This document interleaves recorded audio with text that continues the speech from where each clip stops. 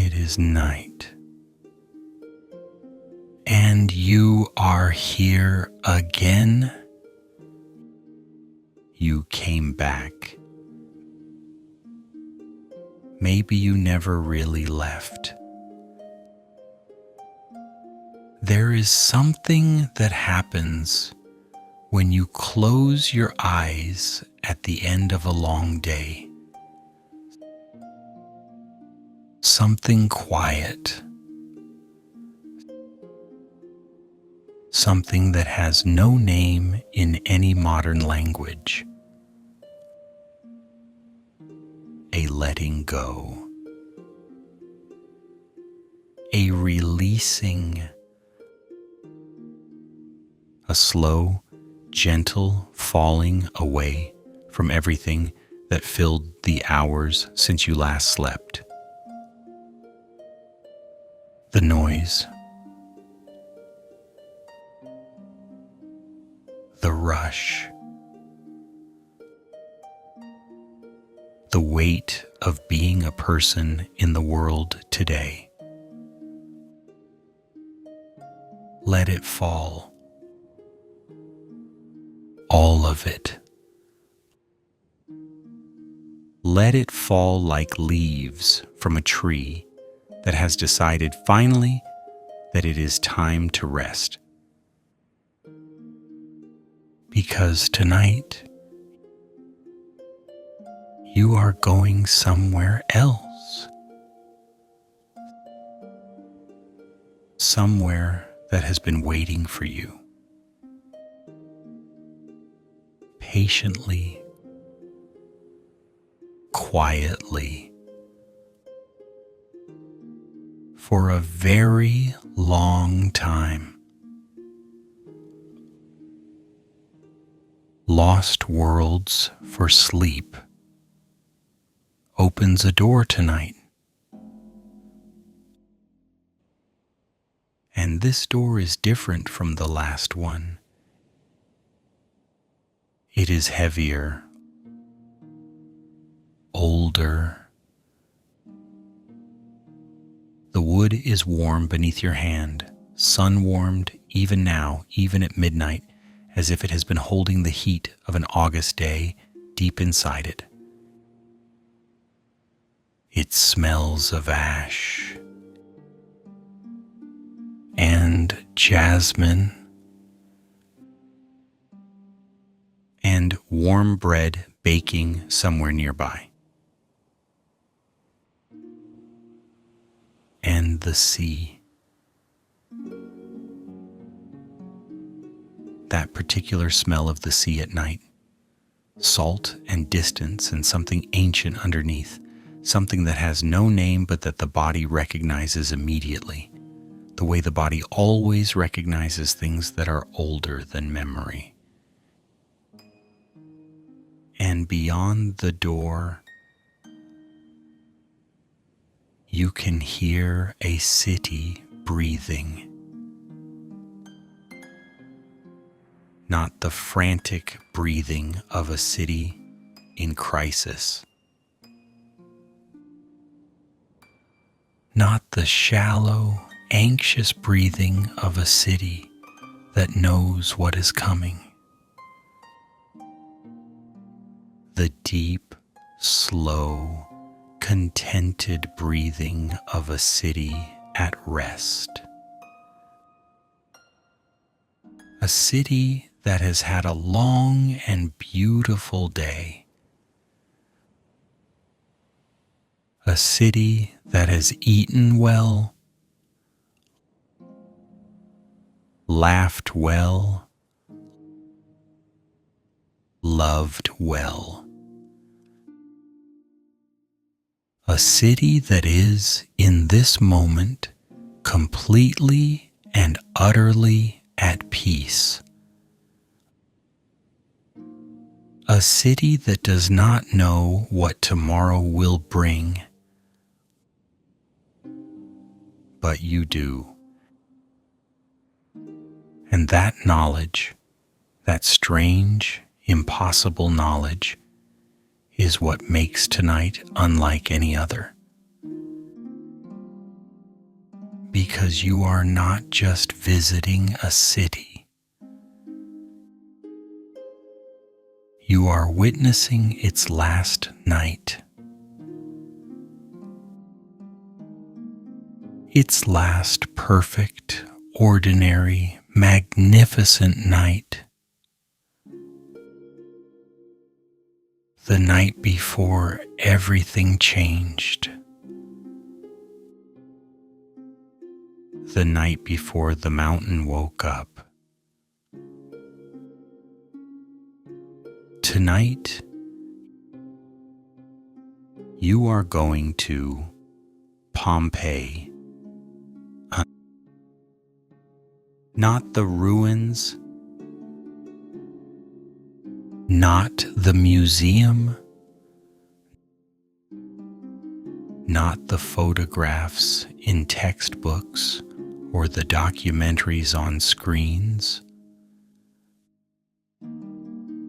The real Pompeii. The living, breathing, laughing, arguing, cooking, dreaming Pompeii.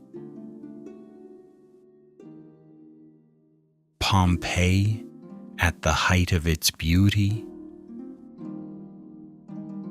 Pompeii at midnight. On the 24th of August, 79 AD, the last night.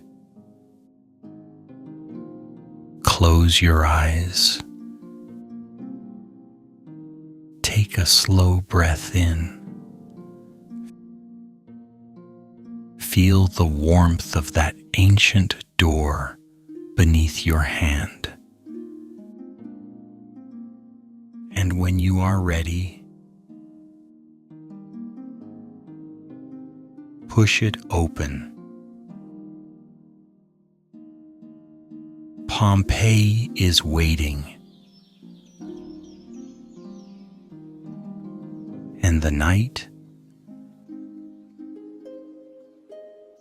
has only just begun. Walk with me. You are standing in a street, not just any street. This street has a name. The Romans called it the Via dell'Abbondanza, the Street of Abundance. And standing here now in the deep silence of midnight, you understand why.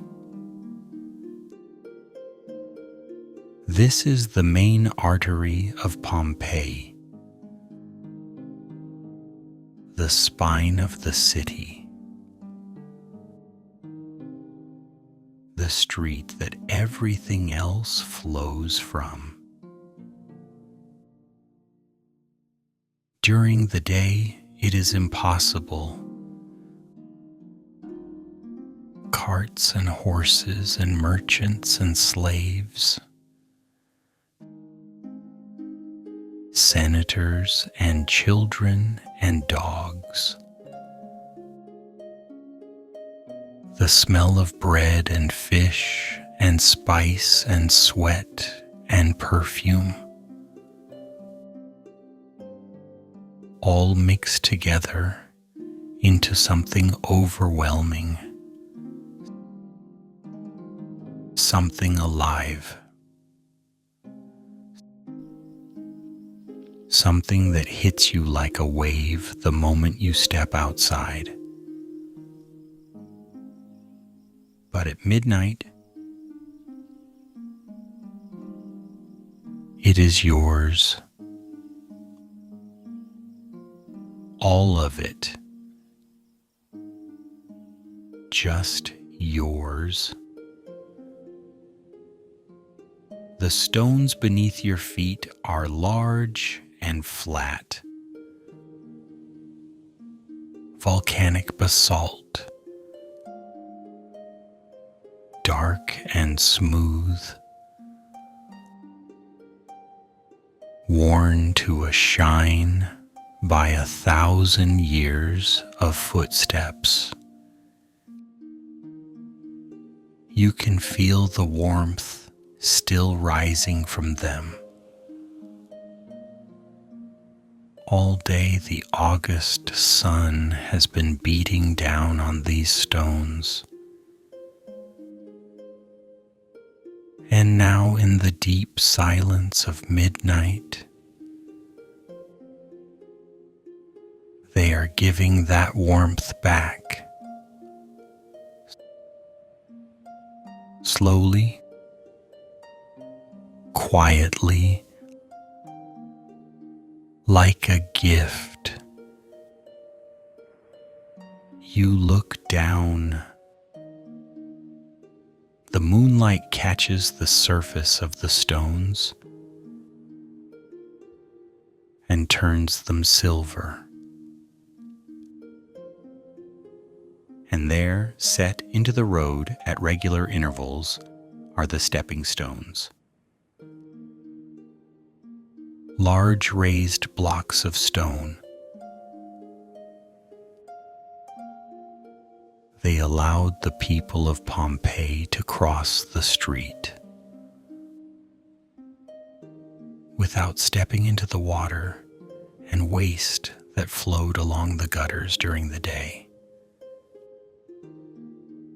You step up onto one, and then the next, and the next, moving slowly through the empty street, like a child playing a game. Your footsteps echoing softly in the silence. The buildings rise on either side of you. 2 stories. 3 stories in places. Their walls are thick. Volcanic stone and brick and plaster. Painted in colors that the darkness softens but cannot quite erase. Deep red, warm yellow, a deep, rich ochre that seems to glow from within when the moonlight touches it. The Romans love color. They paint everything. Their walls, their floors, their ceilings, their faces sometimes at festivals and celebrations. They understand something that the modern world has forgotten. That color is not decoration. Color is life. Color is the signal that something is here, that something is alive, that something matters. You walk slowly. There is no reason to hurry. There has never been any reason to hurry in Pompeii. This is a city that has always understood the art of moving slowly, of stopping to talk, of lingering over a meal, of sitting in the sun or in the shade, and simply being alive for a while, without agenda, without urgency, without the constant pressure to be somewhere else, doing something else, becoming something else. You pass a bakery. It is closed now. Its heavy wooden shutters pulled down over the counter, where bread and pastries are sold during the day. But you can smell it, even through the shutters, even at midnight. The smell of bread is there, warm and yeasty and impossibly comforting. The smell that has meant home and safety and enough. For as long as human beings have been baking bread, which is a very, very long time, you pause outside the bakery and breathe it in. Just stand there in the empty street and breathe. There is nothing else required of you right now. No decisions to make, no problems to solve, no one waiting for you, just you and the empty street and the smell of bread and the moonlight on the ancient stones. You walk on, past a wine shop. Its amphorae stacked against the wall outside, sealed with wax and clay, each one holding the memory of a summer. Past a tailor's shop, a half-finished toga still visible through the narrow gap in the shutters. Past a small shrine set into the wall, a painted image of the household gods, two small serpents coiled at their feet, a lamp burning low in front of them, its flame barely a flicker in the still night air. The Romans keep these shrines everywhere, at crossroads, in doorways, built built into the walls of houses and shops and public buildings. They believe that the world is full of spirits, that every place has its own genius, its own invisible presence, its own particular quality of being. And they are right. You can feel it now. The genius of this street, the particular quality of this midnight, this city,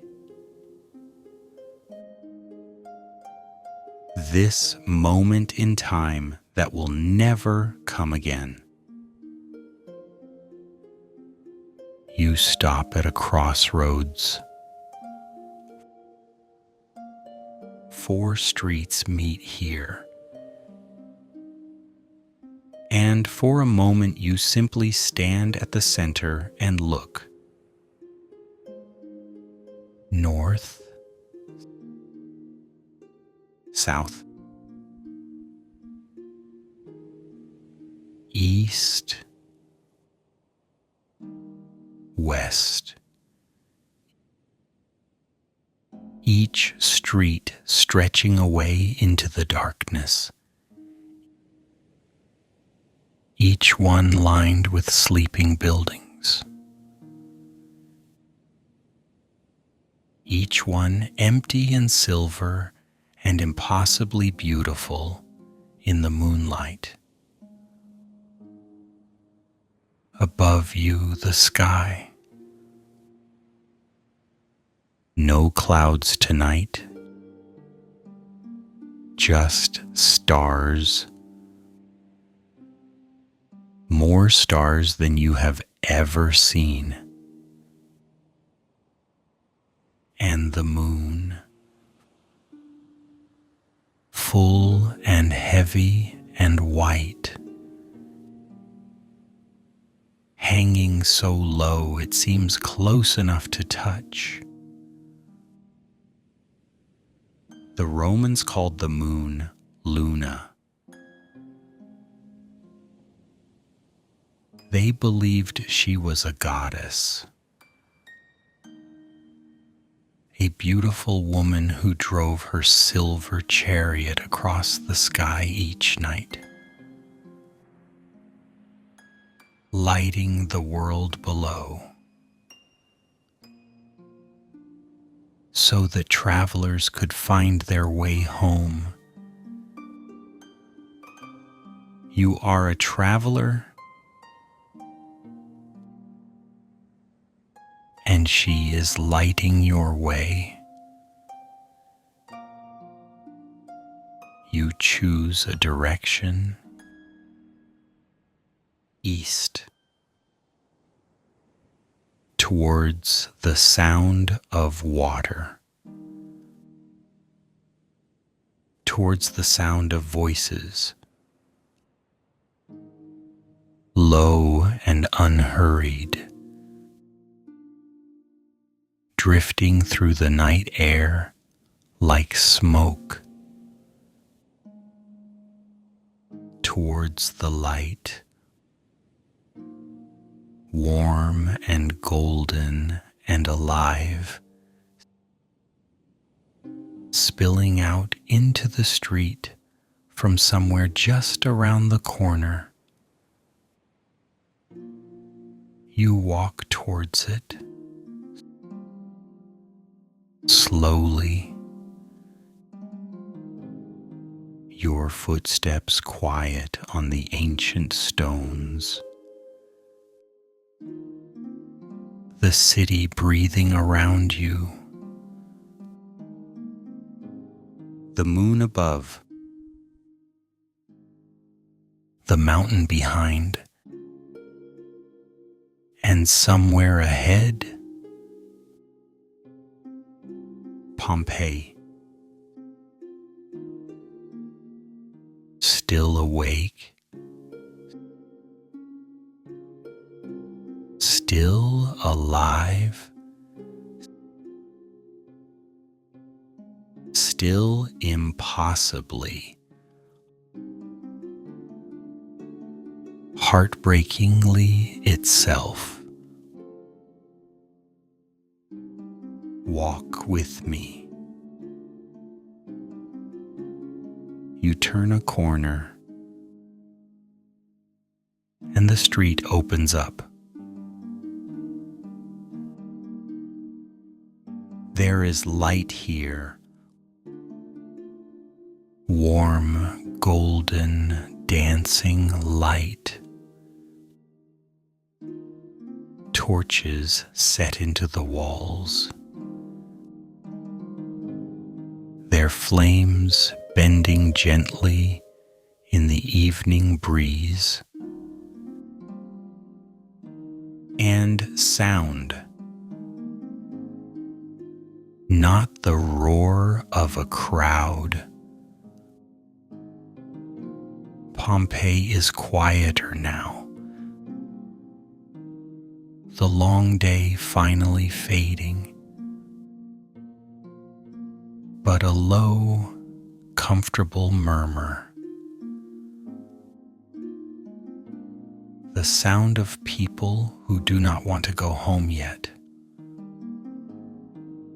who are holding on to the evening. Just a little longer, just a little more. This is a thermopolium. Think of it as the tavern, the cafe, the street kitchen of the ancient world. A long stone counter runs along the front of the building, and set into that counter, like enormous stone bowls, are the containers that hold the food. Lentil stew, thick and rich and fragrant with herbs, roasted vegetables glistening with olive oil,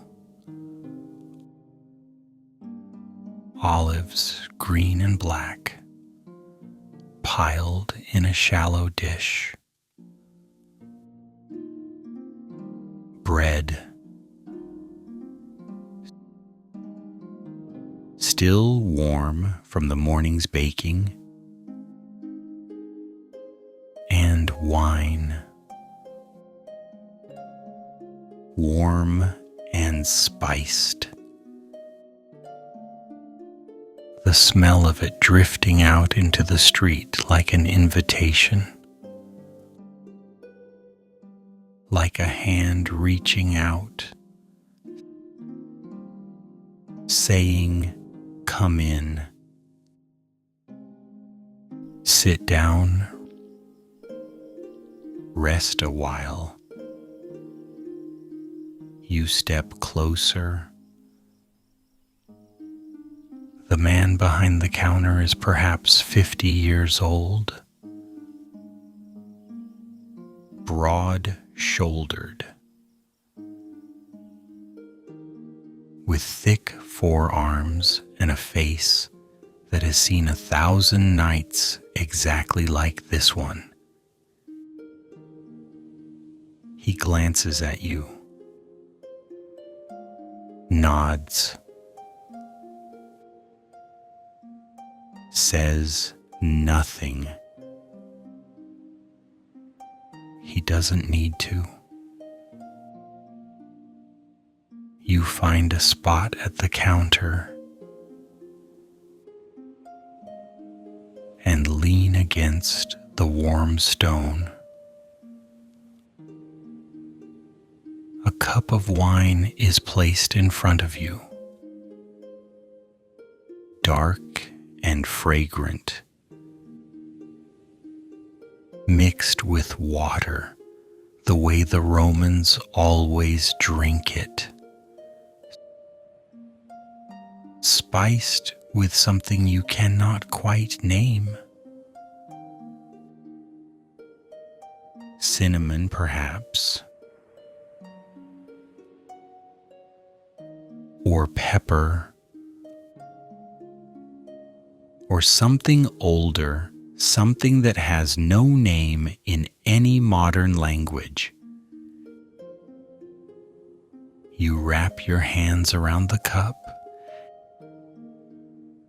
and feel the warmth travel up through your palms, through your wrists, into your arms, into your chest, into the place where tension lives and dissolves. Around you, others are doing the same. A young soldier, still in his tunic, staring into his cup with the particular expression of someone who is thinking about something far away. Two women talking quietly, their heads close together,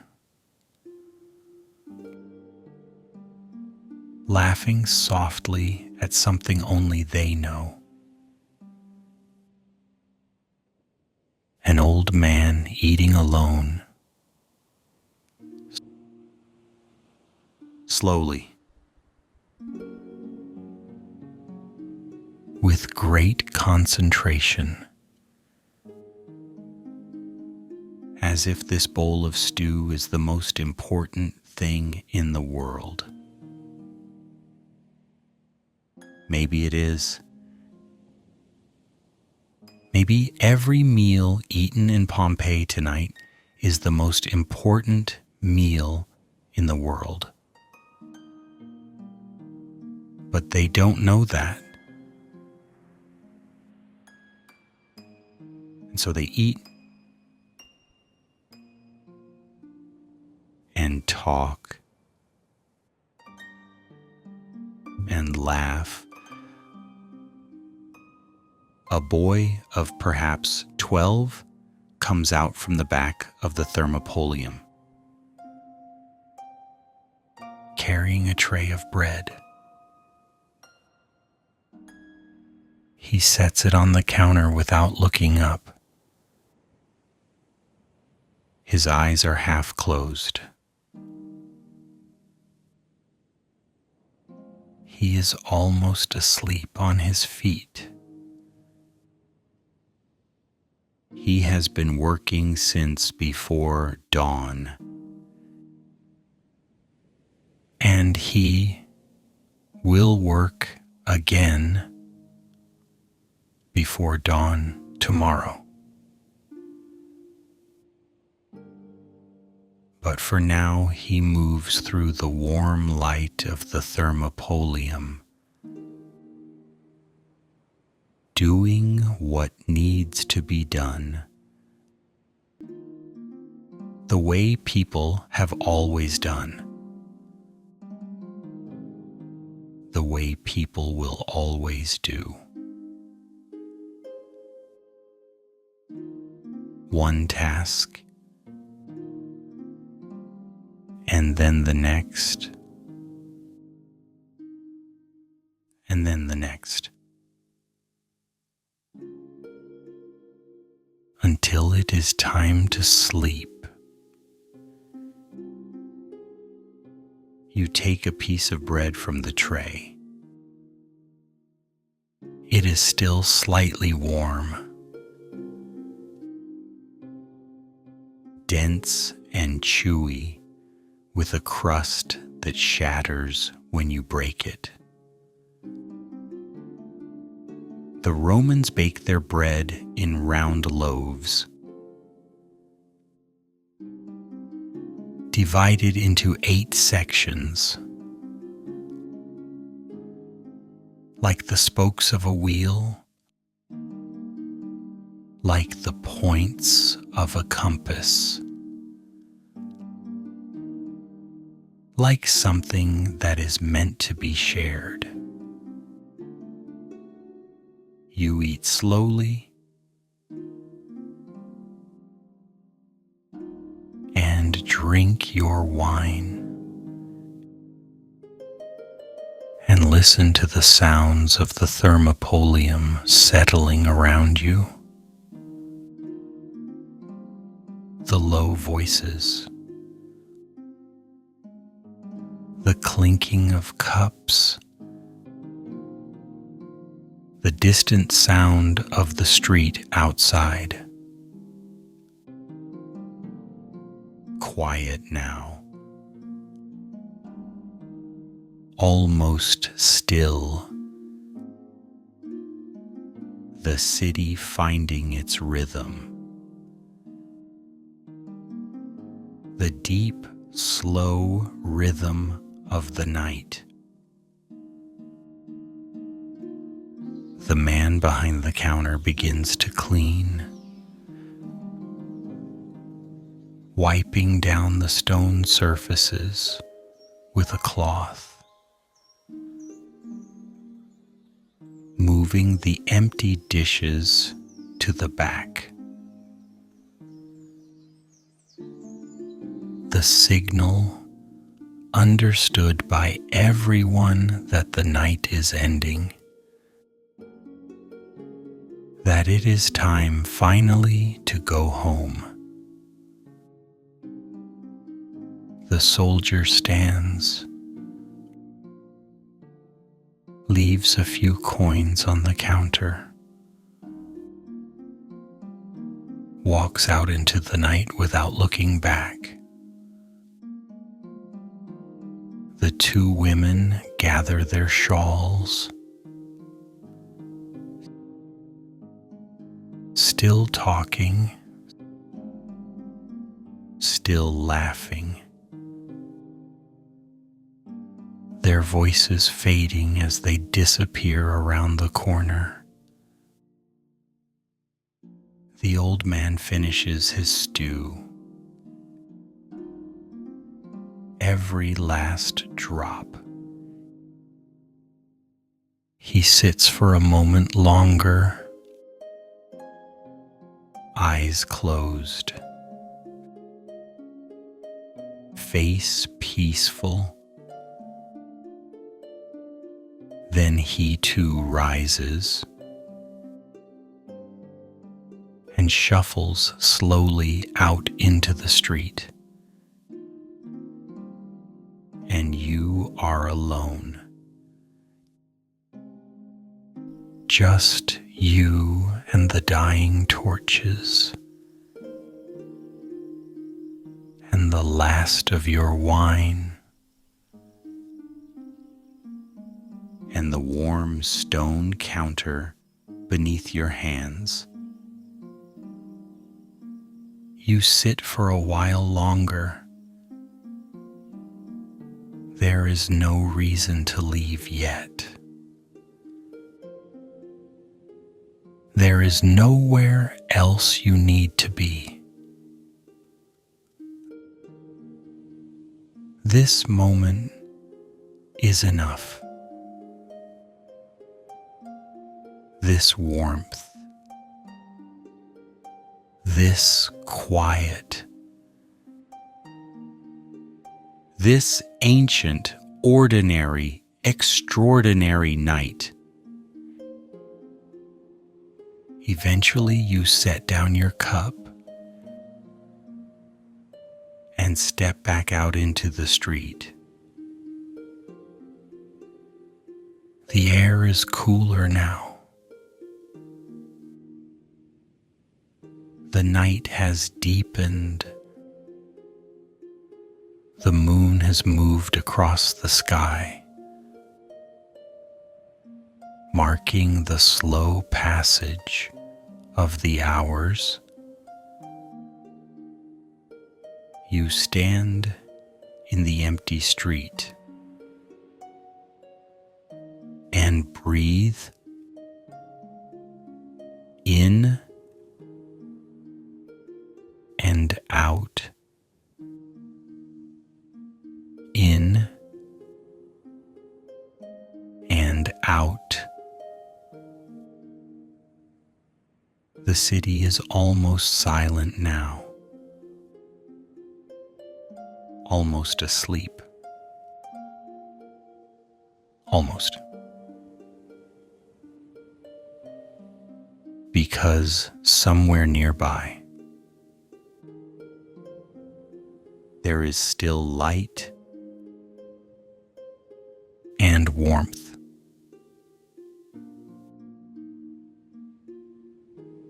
And the sound of water, you follow it. Walk with me. You follow the sound of water through narrow streets, past sleeping houses, past closed doors and dark windows, past a cat sitting perfectly still on a doorstep, watching you pass with ancient, unreadable eyes. And then you see it. Light, warm and steady, spilling from a wide doorway into the street. The baths, the Stabian baths of Pompeii, one of the oldest bath complexes in the entire Roman world, built 200 years before this night, and still standing, still running, still welcoming the people of Pompeii through its doors. Day and night, winter and summer,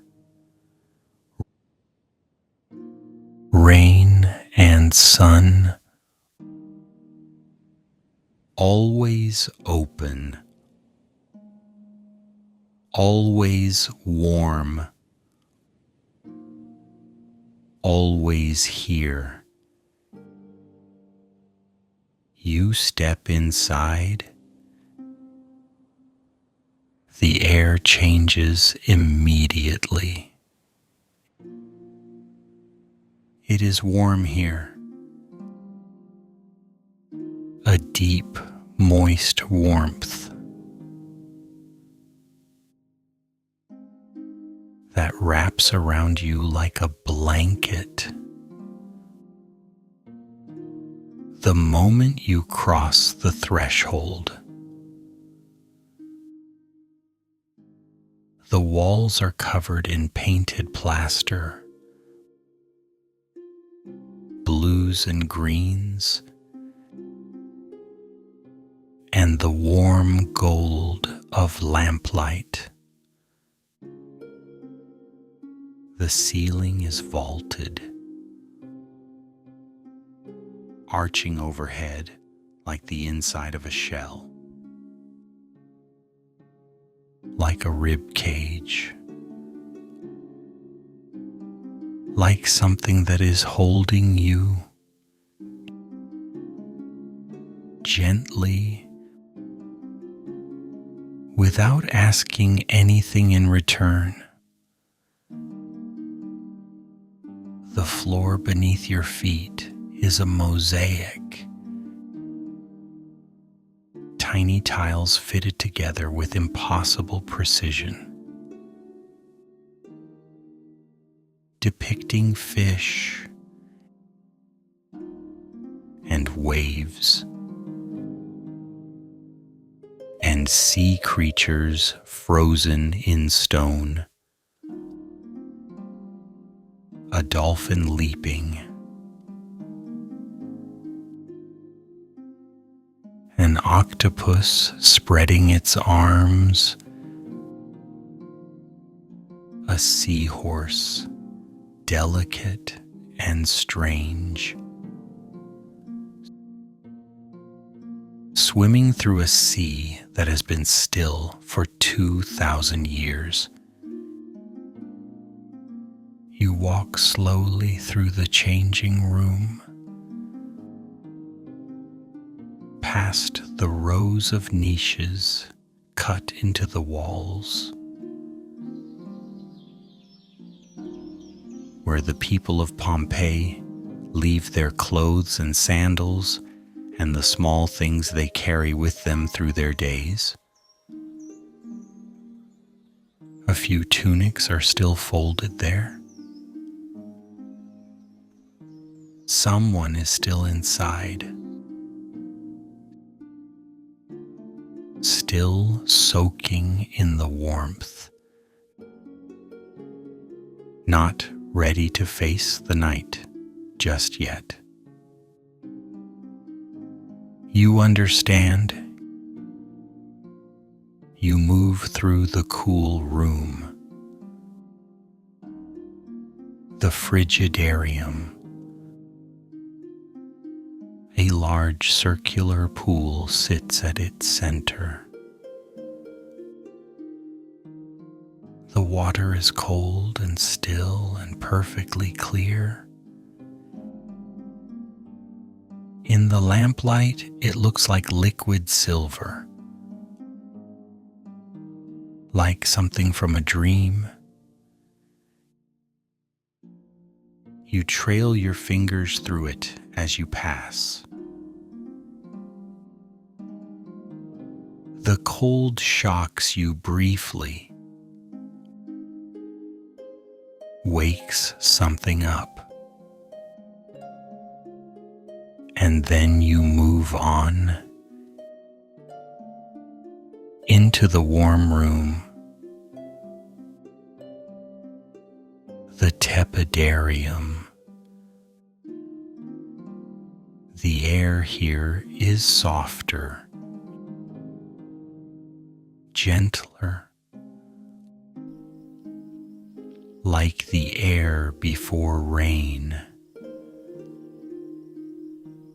like the air inside a greenhouse, alive with moisture, alive with warmth. There are benches along the walls,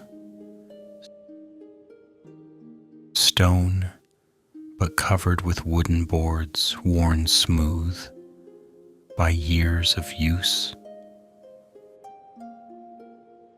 You sit for a moment and feel the warmth begin its work, moving through your skin, into your muscles, into the places where the day has left its marks. The shoulders, the jaw, the space between the eyes, all of it softening, all of it releasing, slowly, without effort, without trying, just warmth and time, and the ancient, patient walls of Pompeii around you. You move deeper into the baths, into the hot room, the caldarium. The heat here is extraordinary, not unpleasant, just total. It fills every corner of the room. Every breath you take, every inch of your skin. The Romans heat their baths from below. Channels run beneath the floors, carrying hot air from the furnaces, warming the stone from underneath, so that the floor itself is warm beneath your feet, radiating heat upward. Into the room, into you, a large stone bath sits at the center of the room, filled with warm water that steams gently in the lamplight, the surface barely moving. A slow, breathing stillness, like the surface of a lake at dawn, like something that has been waiting for you. You lower yourself in. The water closes over you, slowly, from the feet upward. The ankles, the calves, the knees, the hips, the stomach, the chest, until you are submerged to the shoulders and the water holds you completely, the way water always holds, without judgment, without condition, without asking anything of you except that you let it. And something happens. That always happens in warm water, in quiet rooms,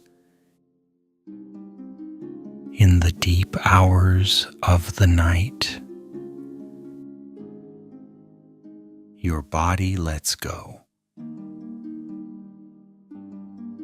The tension you didn't know you were carrying, the thoughts that wouldn't stop, the weight of everything.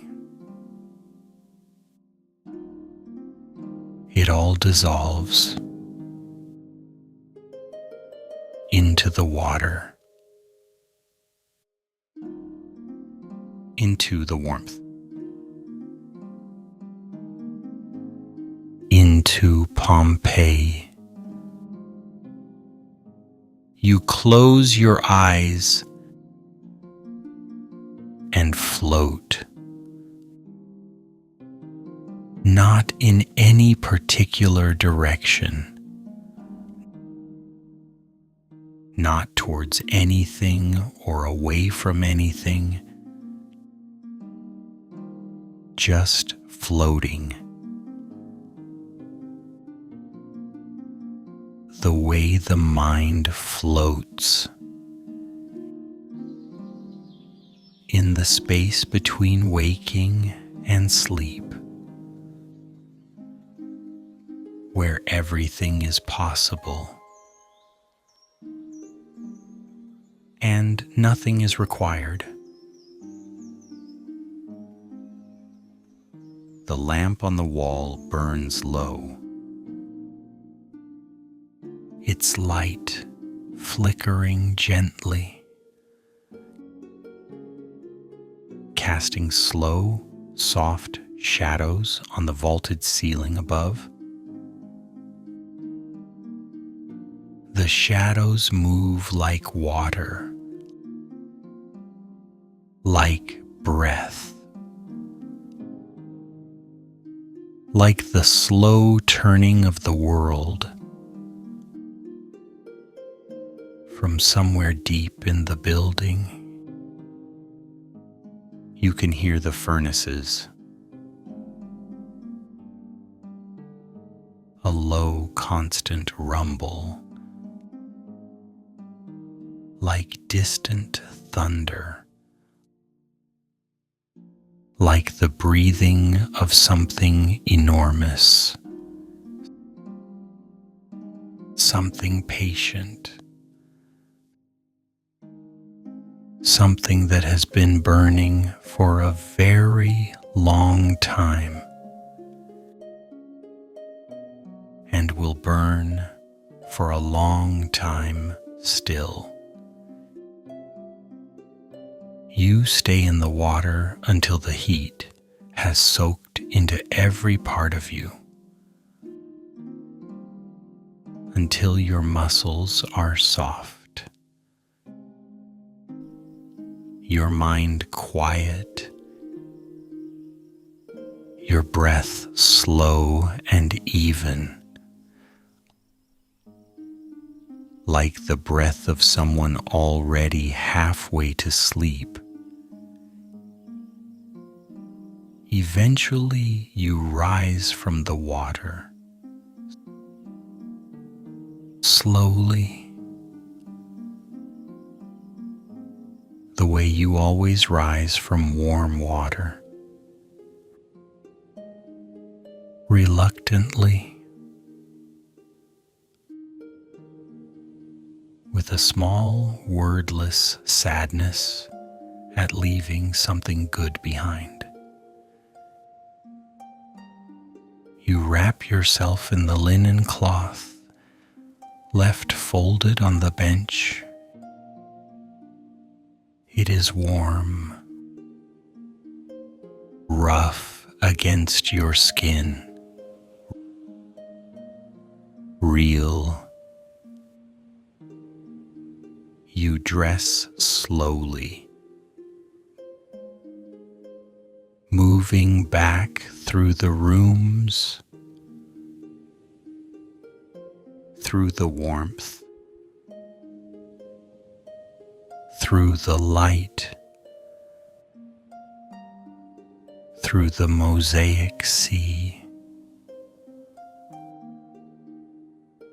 and out into the night. The air outside is cool now. After the heat of the baths,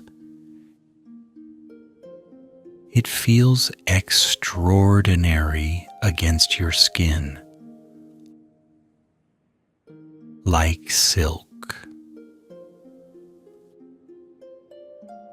like water,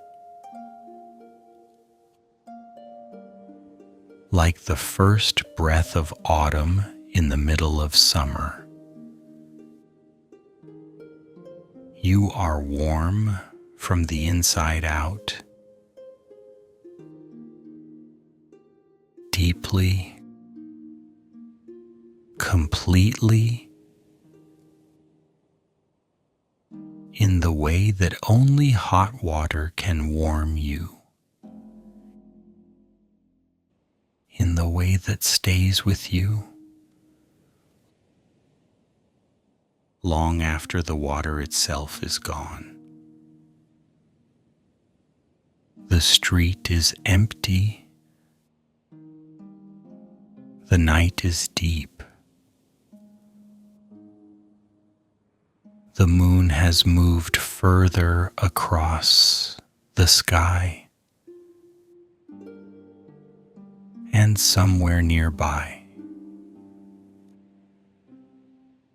a garden is waiting. Walk with me. You follow a narrow street, narrower than the others,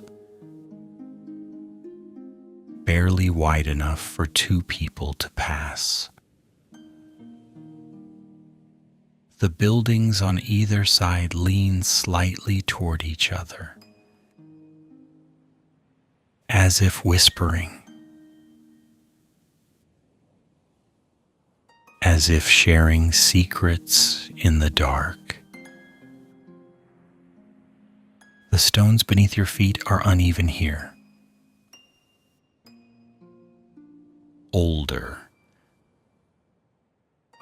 This part of the city has been here longer than the rest. You can feel it in the stones, in the way the walls have settled, in the particular quality of the silence. Deeper here, more complete, as if time itself moves more slowly in this part of Pompeii, as if the old stones know something the newer ones don't. You turn a corner and stop, because there, ahead of you, set into a high stone wall, is a wooden gate, left slightly open, just a crack, just enough. And through that crack, you can see light, warm and golden and trembling, the light of a lamp, or perhaps many lamps, placed at intervals among the plants. And you can smell it even before you push the gate open, even from here in the street. The garden reaches out to you with both hands. Lavender. That particular smell, cool and sweet and slightly medicinal, that the Romans use for everything, for their baths, for their linens, for their medicine, for their dreams. They believe lavender brings peaceful sleep. They are right. And underneath the lavender, roses. The deep, heavy smell of roses at night. Different from their daytime scent. Richer. Darker. More complex. As if the roses save their best perfume for the hours when no one is watching. And beneath everything, something green and living. The smell of earth, of water, of things growing quietly in the dark. You push the gate open, slowly. It moves without sound. Well-oiled, well-tended. Everything in this garden is well-tended. You can see that immediately. This is a garden that is loved, not just maintained. Loved. The difference is visible in everything. In the way the roses have been trained along the walls, their branches woven carefully through iron rings. Patient work. Work done with attention, with care. In the way the lavender grows in long, even rows. Like soldiers standing at attention, but softer. Much softer. In the way the paths between the flower beds are swept clean. Not a leaf out of place, not a stone displaced. Someone tends this garden every day. Someone comes here every morning. Before the heat of the day begins, and walks these paths, and checks on every plant, and waters what needs watering, and prunes what needs pruning,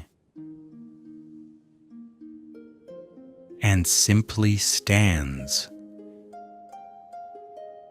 in the middle of all this growing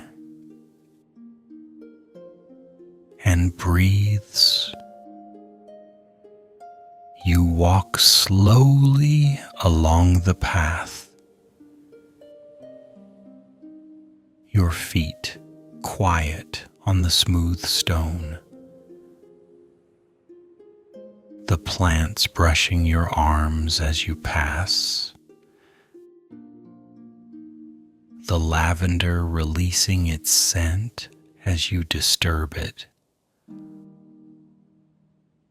A small cloud of fragrance rising around you and dissolving into the night air. At the center of the garden,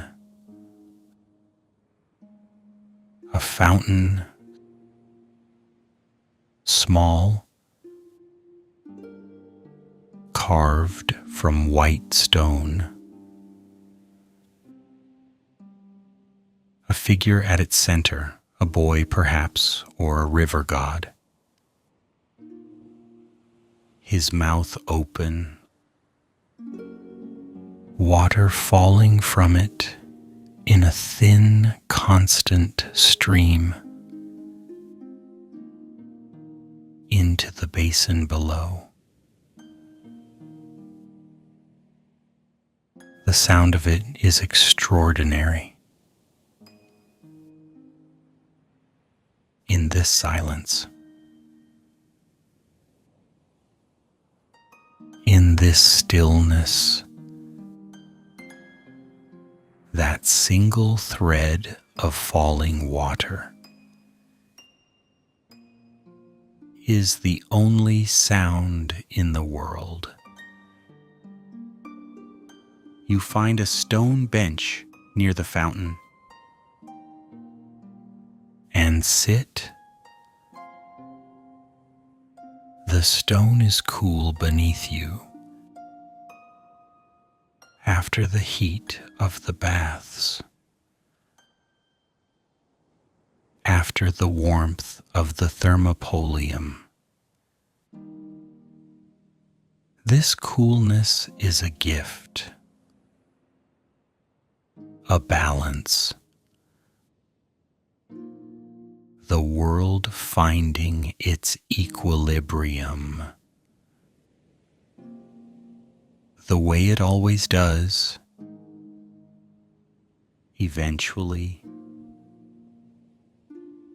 if you give it time.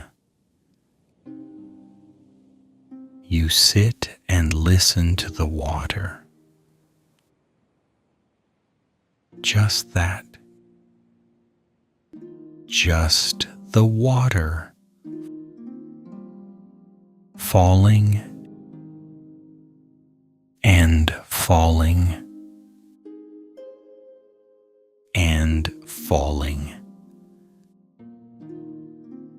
The same sound it has made every night. For as long as this garden has existed, for as long as someone has loved it enough to keep the water flowing, a fig tree grows near the bench.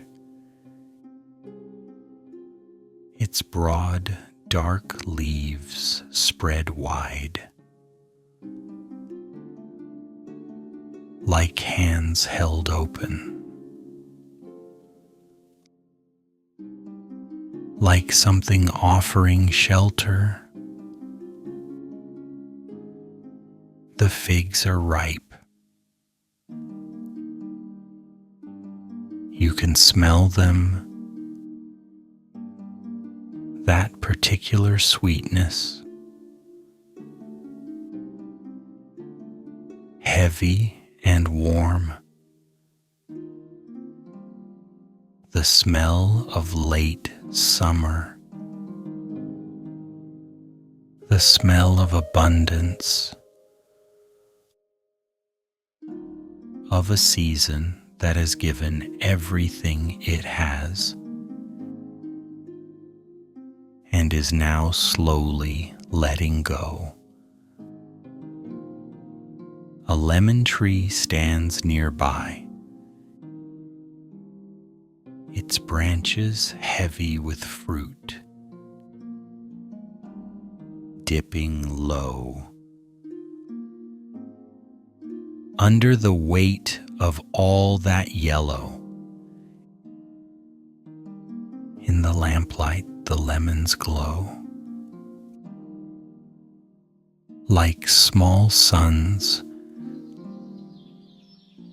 like something that has captured the light of all the summer days and is holding it now. Through the night, so it isn't lost, so it can be found again in the morning.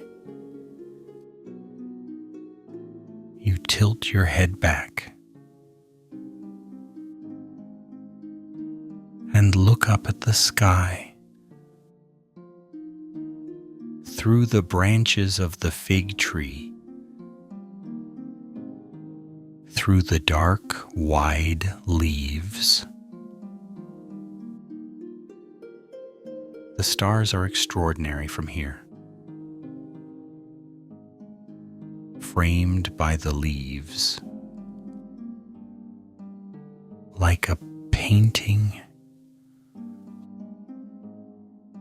like something that was arranged deliberately by someone with a perfect eye. The Romans looked up at this same sky every night. They named every star, every constellation. They told stories about them. Long, elaborate stories, full of gods and heroes and animals and love and loss. The way all the best stories are. They believed the gods had placed the stars there deliberately, like lanterns hung in the dark, to remind the people below that they were never truly alone. You are not alone either. You are in a garden in Pompeii, on the last night of the most beautiful city in the world, and the stars are watching over you as they have watched over this garden every night for hundreds of years. An owl calls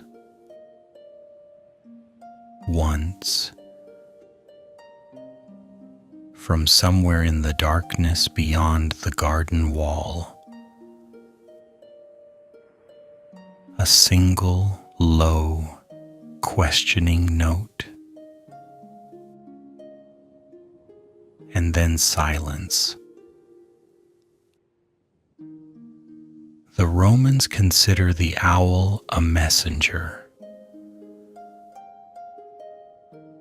a creature that moves between worlds,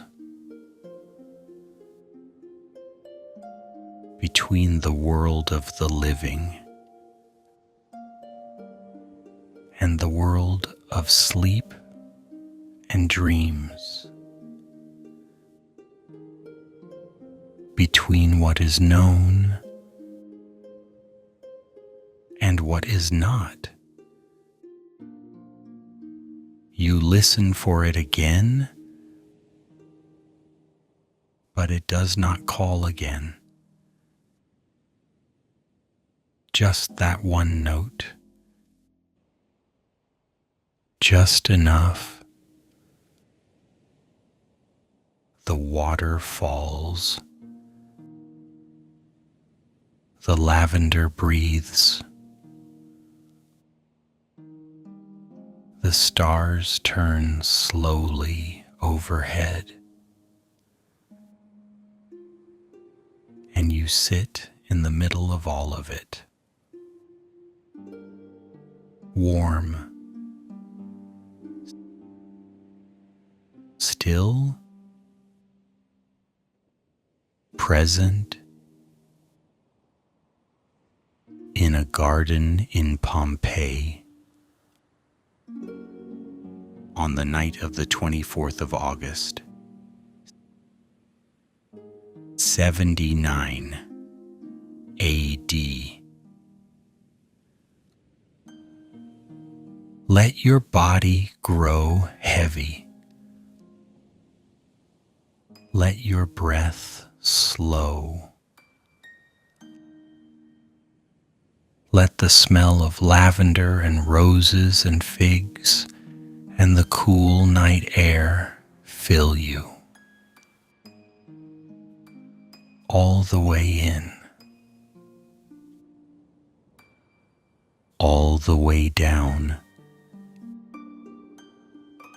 Into the quiet places. Into the still places. Into the place where sleep lives, waiting for you, patiently, as it always waits. You stay in the garden for a long time, longer than you intended. But that is what gardens do. They keep you. They hold you. They make the world outside their walls feel very far away and very unimportant. Eventually, you rise from the bench, slowly, with reluctance. You pause at the fountain and trail your fingers through the water. Cold and clear and real. You look back once at the garden, the lamplight among the plants, the roses on the wall, the lemons glowing in the dark, the fountain still falling, still falling. Still falling. And then you step back through the gate into the street, into the night. The city is almost silent now. The last lights going out. The last voices fading. Pompeii drawing itself inward toward sleep, toward rest, toward the deep, quiet dark comes before tomorrow. Walk with me. You follow a narrow street, narrower than the others, barely wide enough for two people to pass. The buildings on either side lean slightly toward each other, as if whispering, as if sharing secrets in the dark. The stones beneath your feet are uneven here, older. This part of the city has been here longer than the rest. You can feel it in the stones, in the way the walls have settled, in the particular quality of the silence. Deeper here, more complete, as if time itself moves more slowly in this part of Pompeii, as if the old stones know something the newer ones don't. You turn a corner and stop, because there, ahead of you, set into a high stone wall, is a wooden gate, left slightly open, just a crack, just enough. And through that crack, you can see light, warm and golden and trembling, the light of a lamp, or perhaps many lamps, placed at intervals among the plants. And you can smell it even before you push the gate open, even from here in the street. The garden reaches out to you with both hands. Lavender. That particular smell, cool and sweet and slightly medicinal, that the Romans use for everything, for their baths, for their linens, for their medicine, for their dreams. They believe lavender brings peaceful sleep. They are right. And underneath the lavender,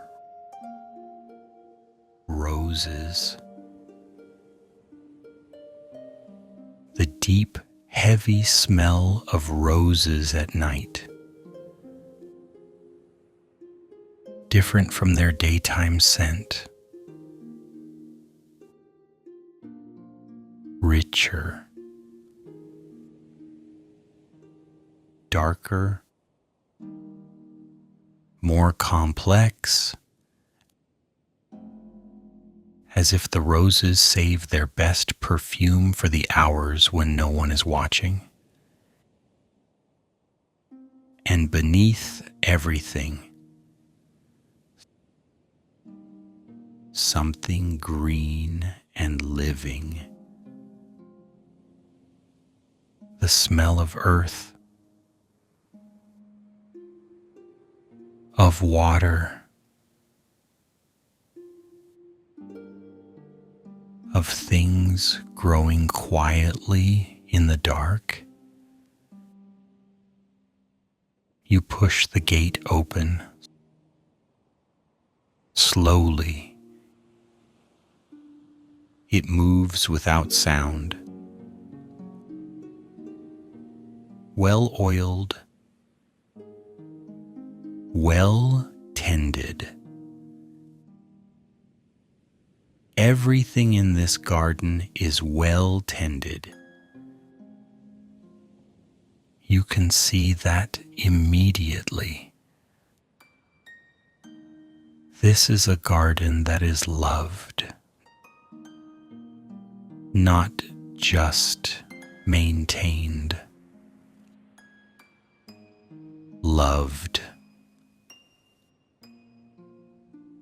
The difference is visible in everything. In the way the roses have been trained along the walls, their branches woven carefully through iron rings.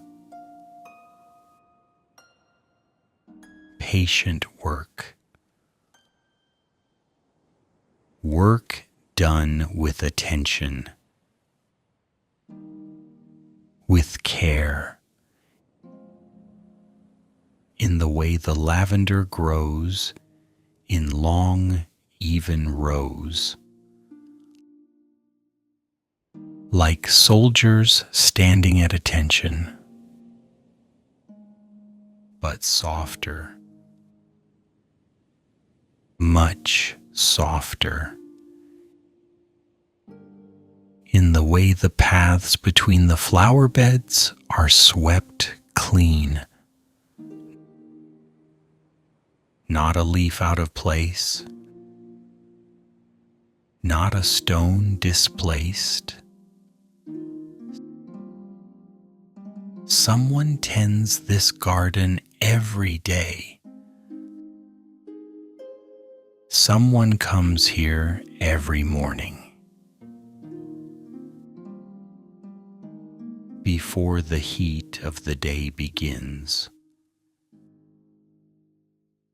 and walks these paths,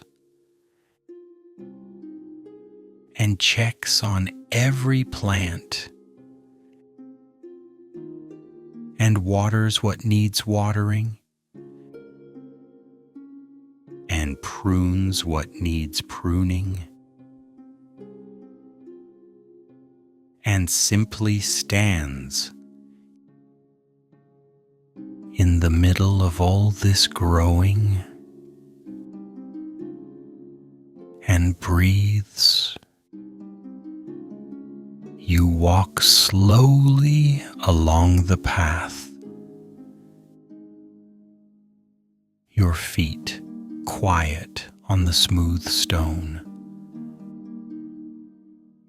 the plants brushing your arms as you pass, the lavender releasing its scent as you disturb it. A small cloud of fragrance rising around you and dissolving into the night air. At the center of the garden, a fountain, small, carved from white stone. A figure at its center, a boy perhaps, or a river god. His mouth open, water falling from it in in a thin, constant stream into the basin below. The sound of it is extraordinary. In this silence, in this stillness, that single thread of falling water is the only sound in the world. You find a stone bench near the fountain and sit. The stone is cool beneath you after the heat of the baths, after the warmth of the thermopolium. This coolness is a gift, a balance, the world finding its equilibrium. The way it always does, eventually, if you give it time. You sit and listen to the water. Just that. Just the water falling and falling and falling. The same sound it has made every night. For as long as this garden has existed, for as long as someone has loved it enough to keep the water flowing, a fig tree grows near the bench. Its broad, dark leaves spread wide, like hands held open, like something offering shelter. The figs are ripe. You can smell them, that particular sweetness, heavy and warm, the smell of late summer, the smell of abundance, of a season that has given everything it has and is now slowly letting go. A lemon tree stands nearby, its branches heavy with fruit, dipping low. Under the weight of all that yellow, in the lamplight the lemons glow, like small suns, like something that has captured the light of all the summer days and is holding it now. Through the night, so it isn't lost, so it can be found again in the morning. You tilt your head back and look up at the sky. through the branches of the fig tree, through the dark, wide leaves. The stars are extraordinary from here, framed by the leaves, like a painting, like something that was arranged deliberately by someone with a perfect eye. The Romans looked up at this same sky every night. They named every star, every constellation. They told stories about them. Long, elaborate stories full of gods and heroes and animals and love and loss. The way all the best stories are.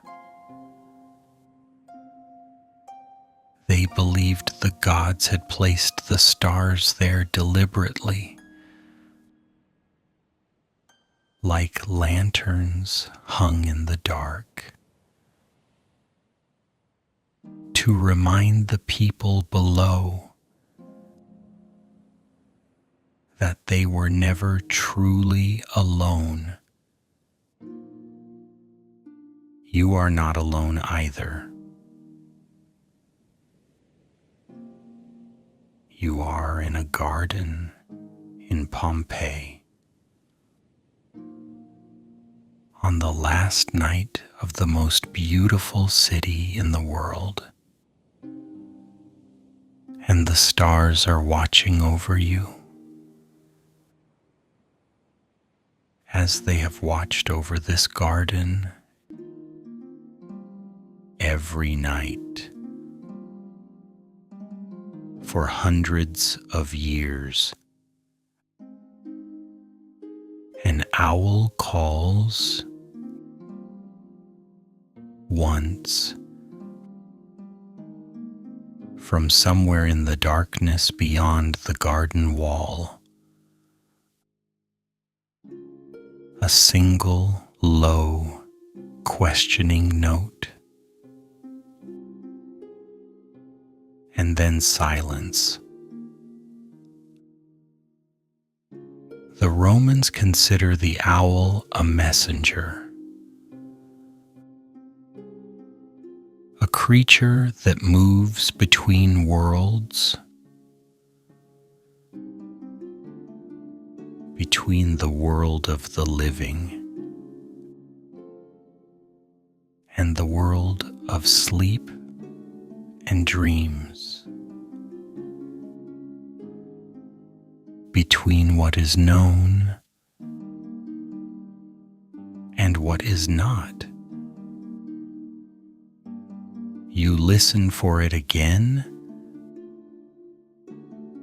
but it does not call again. Just that one note, just enough. The water falls. The lavender breathes. The stars turn slowly overhead. And you sit in the middle of all of it. Warm. Still. Present. In a garden in Pompeii, on the night of the 24th of August, 79 AD. Let your body grow heavy. let your breath slow. Let the smell of lavender and roses and figs and the cool night air fill you. All the way in, all the way down, into the quiet places, into the still places, into the place where sleep lives, waiting for you, patiently, as it always waits. You stay in the garden for a long time, longer than you intended. But that is what gardens do. They keep you. They hold you. They make the world outside their walls feel very far away and very unimportant. Eventually, you rise from the bench, slowly, with reluctance. You pause at the fountain and trail your fingers through the water. Cold and clear and real, you look back once at the garden. The lamplight among the plants, the roses on the wall, the lemons glowing in the dark, the fountain still falling, still falling, still falling. And then you step back through the gate into the street, into the night. The city is almost silent now. The last lights going out, the last voices fading. Pompeii drawing itself inward toward sleep, toward rest, toward the deep, quiet dark that comes before tomorrow. Walk with me. You leave the garden behind and walk. There is no particular destination now. No thermopolium calling you with its warmth. No baths drawing you with their steam. No garden reaching out with its fragrance. Just the city and the night and the quiet pleasure of moving through both without purpose, without destination, without anything required of you at all. The streets are empty now, almost completely. Just the occasional figure moving through the shadows, a slave returning late from an errand, a baker arriving early to light his fires, a dog, thin and quick, disappearing around a corner. The city belongs to these hours, to the space between midnight and dawn, when the noise has stopped and the new day has not yet begun. When Pompeii is most itself, most honest, most bare. You walk without thinking about where you are going. You let your feet decide. The way you sometimes let your mind wander, without directing it, without controlling it, just following where it wants to go, curious to see what it finds. Your feet take you upward. The streets of Pompeii rise gently toward the north, toward the higher ground, toward the part of the city where the oldest families live. In houses that have stood for 300 years, 400. Houses with columns and fountains and mosaic floors and libraries and dining rooms with windows that look out over the city below.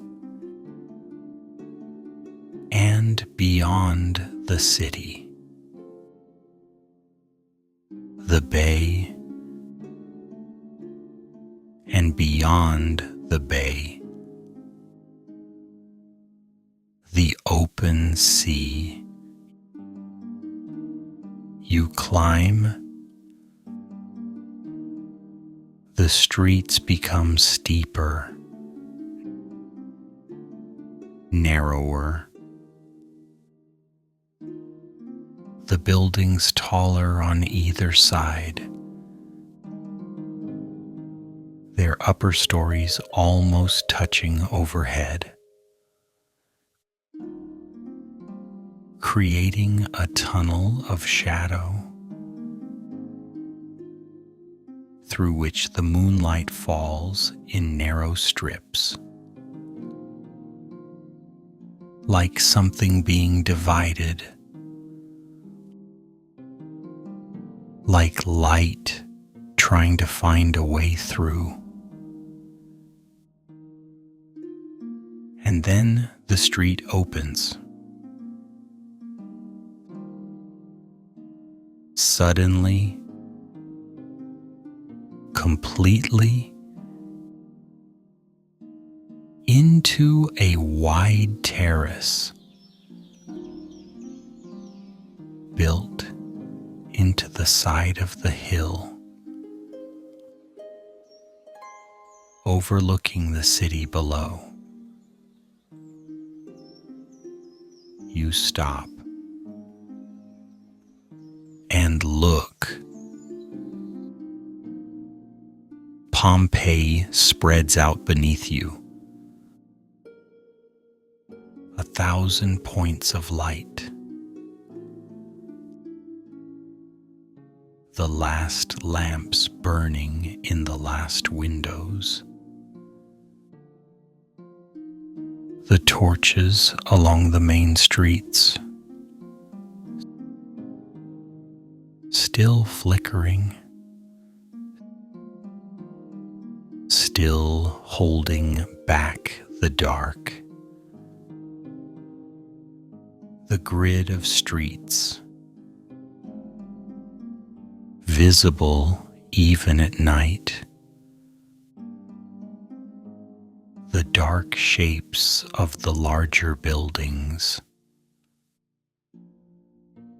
The temples. The forum. The amphitheater at the far edge of the city. Its curved walls pale in the moonlight,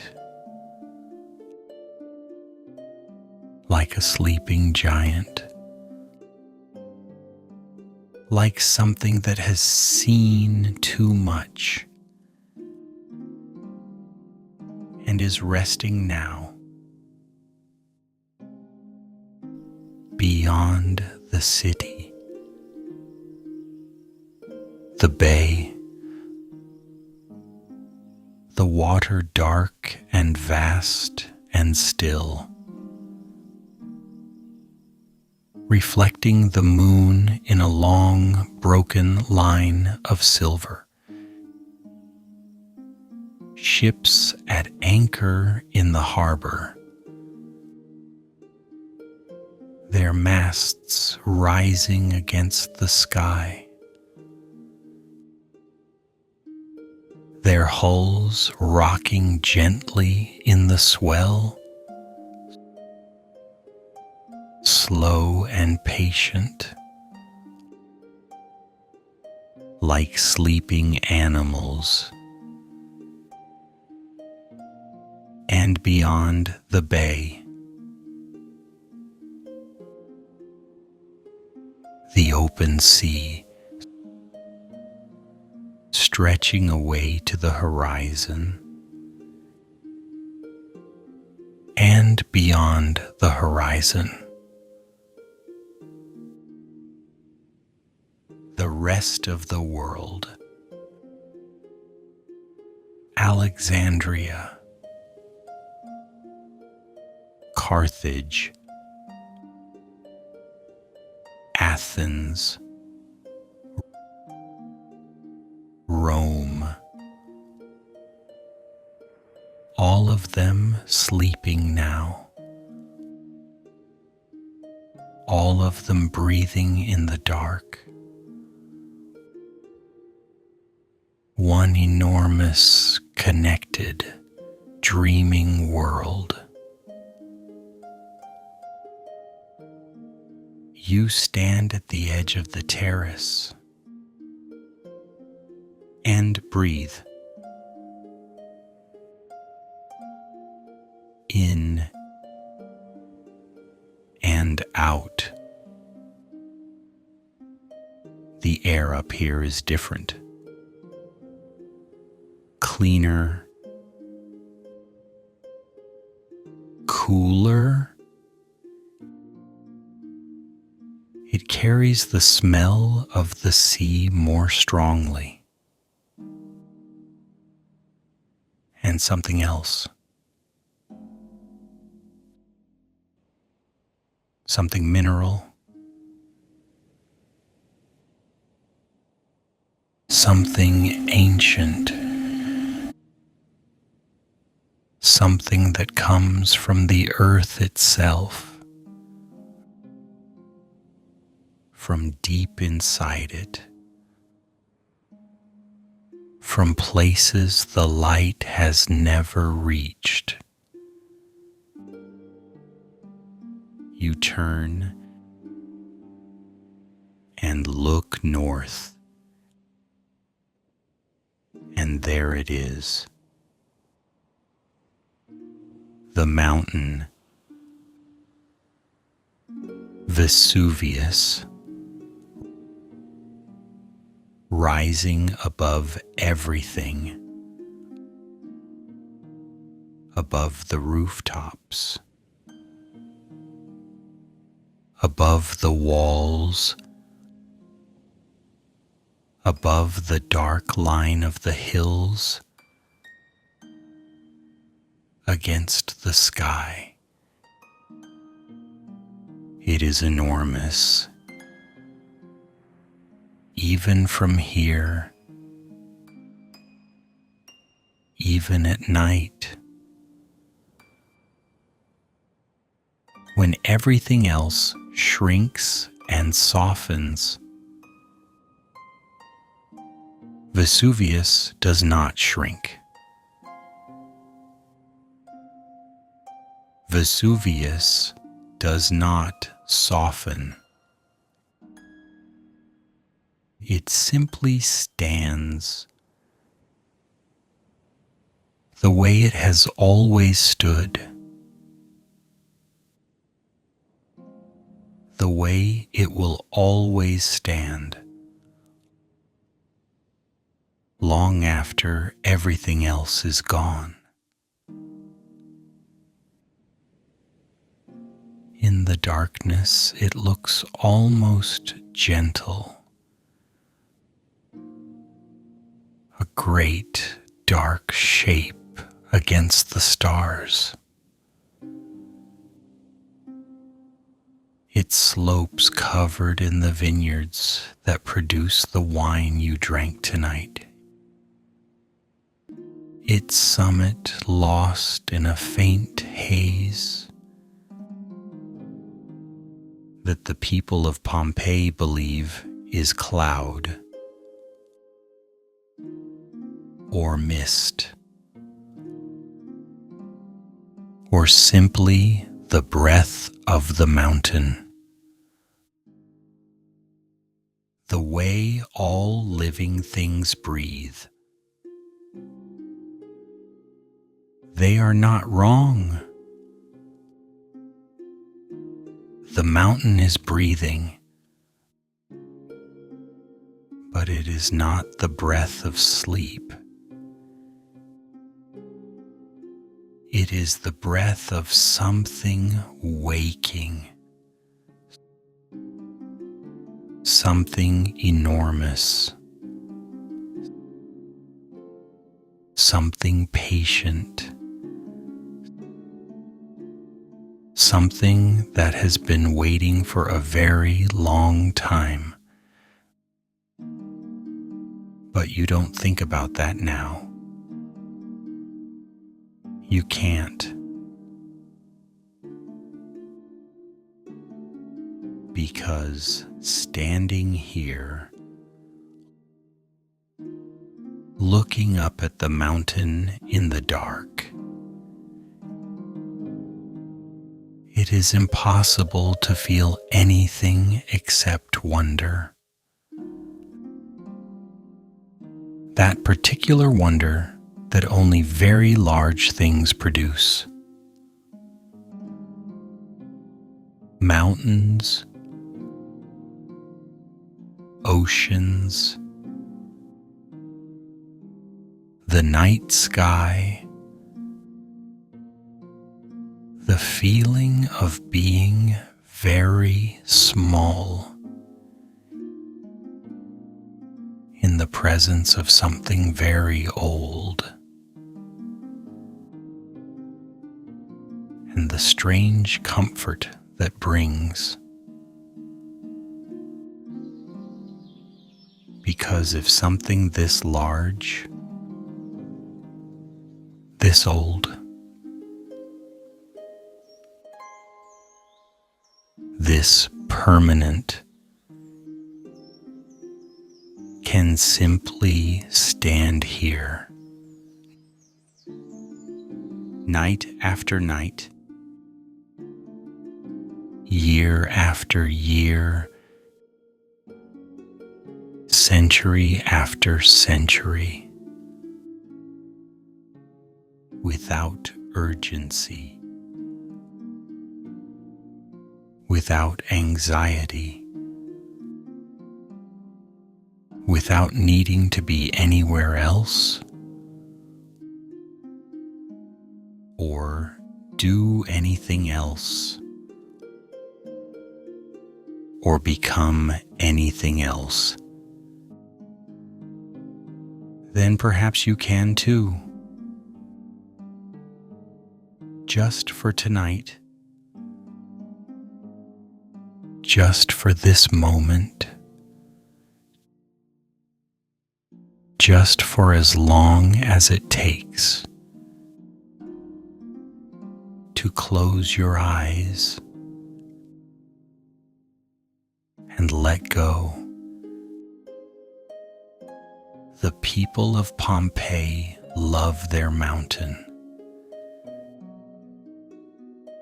They have built their city in its shadow. They have planted their grapes on its slopes. They have watched it every day of their lives. The way you watch something you love, without realizing you are watching, without realizing how much it has become part of you, part of your sense of where you are, part of your sense of who you are. They do not know what it is. They cannot know. No one in this city knows.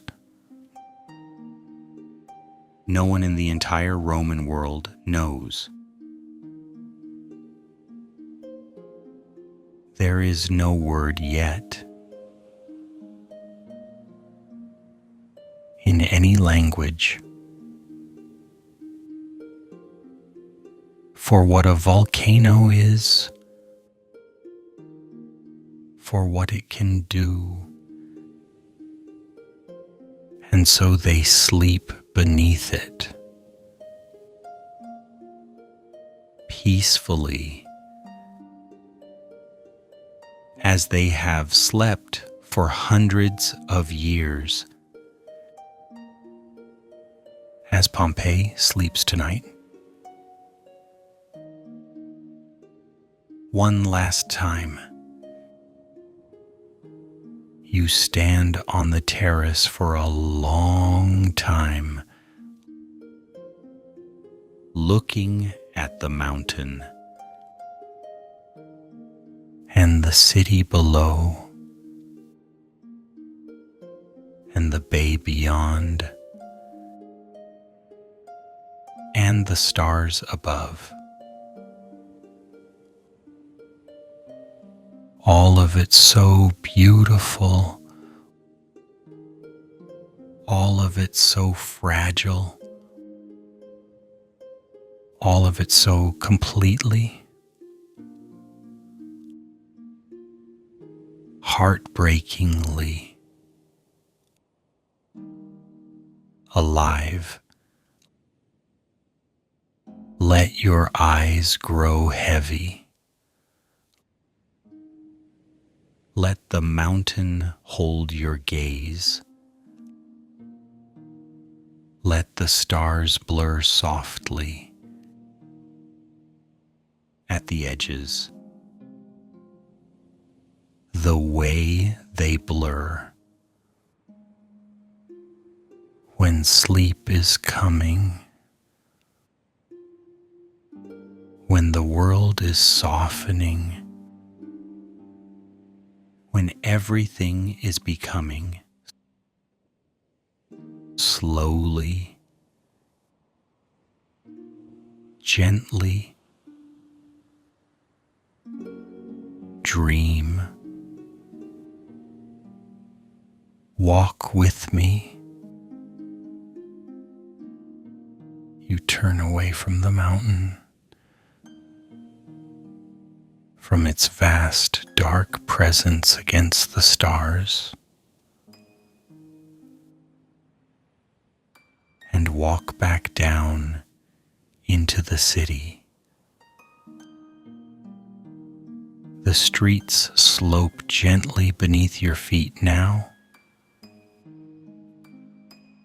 downward toward the center,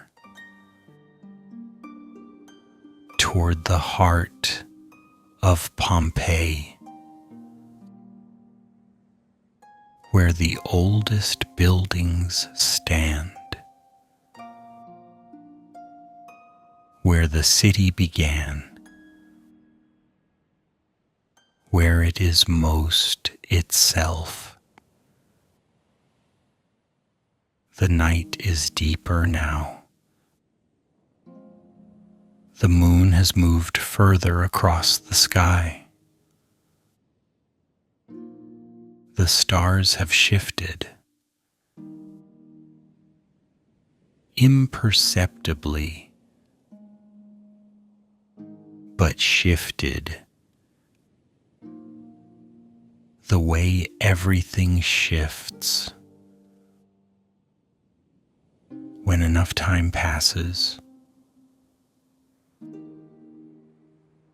when you are not watching, the city is almost completely silent now. The last voices have faded. The last lights have gone out. Almost. Not quite. Because ahead of you, around a slow bend in the street, something is glowing, faintly, warmly, like an ember that refuses to die. You follow it. Of course you follow it. You have always followed the light. Everyone always follows the light. The street widens and then widens again, and then opens into a large paved space. And there, rising from the stone, impossibly large, impossibly beautiful, the theater, the large theater of Pompeii, built into the natural slope of the hill. Its curved rows of seats rising in a great arc, up and up and up into the night sky. The stage below, empty now, silent now, but still present, still carrying something of all the performances it has held, all the voices it has amplified, all the stories it has told. You stand at the entrance and look up. The seats are carved from gray stone, worn smooth by 3 centuries of use, by the weight of thousands of bodies sitting here, watching, listening, laughing, weeping, being moved, being changed, the way only stories can move you, the way only stories can change you. You walk down the central aisle between the rows of empty seats, your footsteps echoing in the curved space. The theater collects sound. That is its gift. That is what it was built to do. To gather voices and hold them and carry them to every ear so that no one is left out, so that everyone can hear. You choose a seat near the middle, the best position, where the acoustics are perfect, where the stage is fully visible, where the sky opens wide above. The stone is cool beneath you, smooth. You settle back and look at the stage. It is empty, but it does not feel empty. The stage of a great theater never feels entirely empty. It holds too much. Too many performances, too many voices, too many moments of genuine human feeling expressed in front of witnesses in the particular way that theater demands, without pretense, without protection, just the truth of the story and the truth of the audience feeling it. The Romans love their theater. They come here for comedies, broad, physical, laughing comedies, where the clever slave outwits his master, where the young lovers find their way to each other, despite every obstacle, despite every misunderstanding, despite everything. They come here for tragedies, the great Greek tragedies, translated into Latin,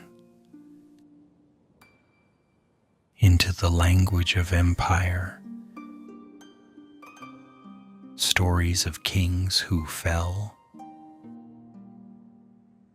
of mothers who loved too much,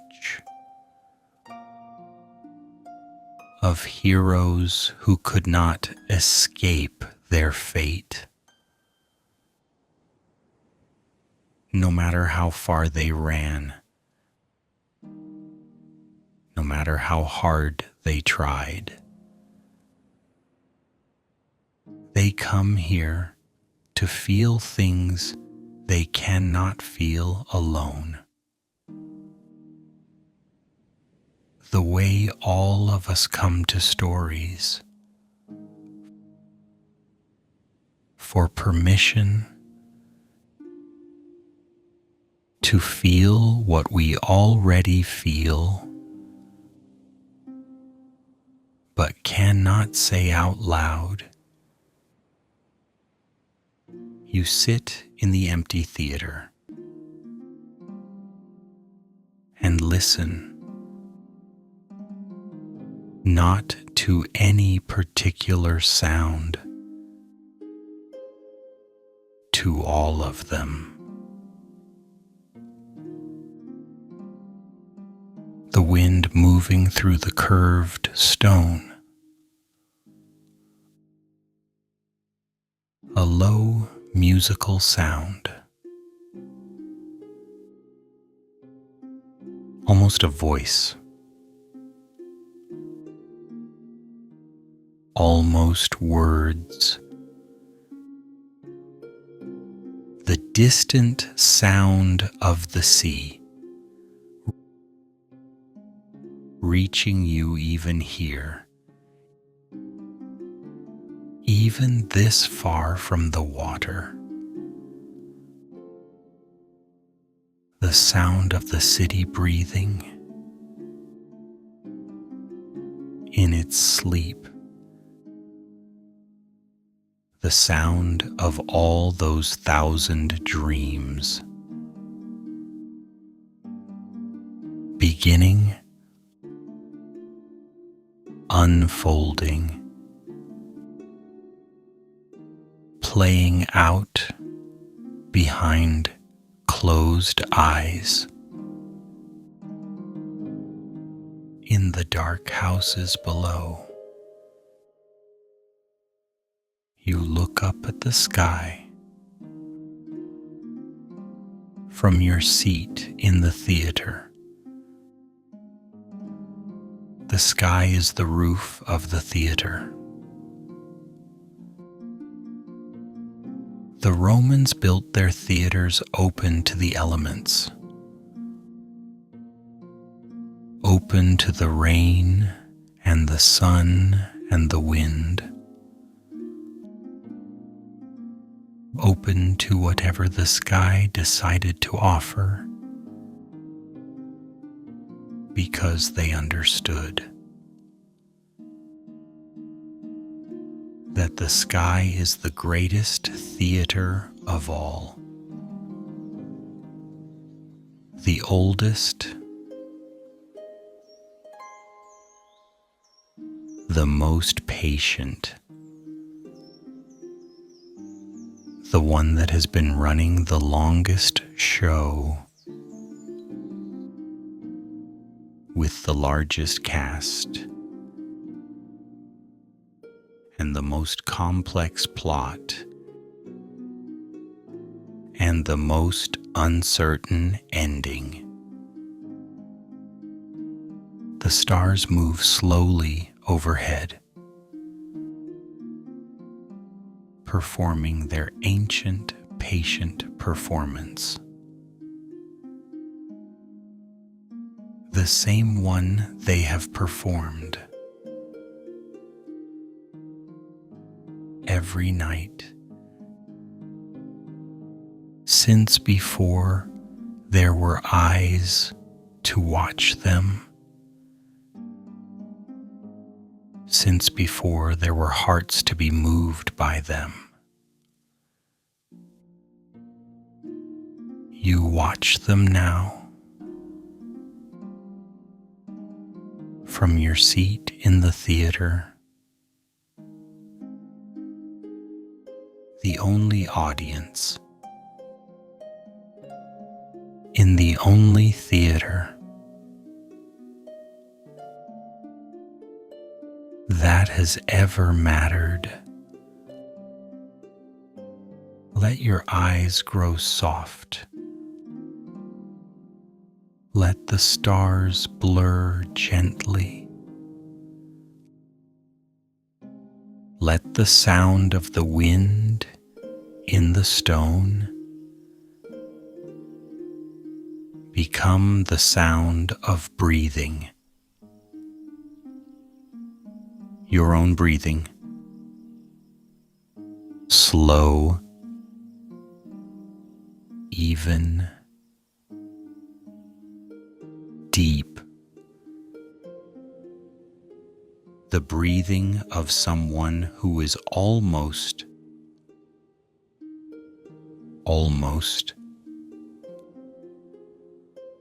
asleep. The stage waits below, empty and patient. The sky performs above, eternal and unhurried. And you sit between them. In the middle of the night, in the middle of Pompeii, in the middle of the last perfect evening.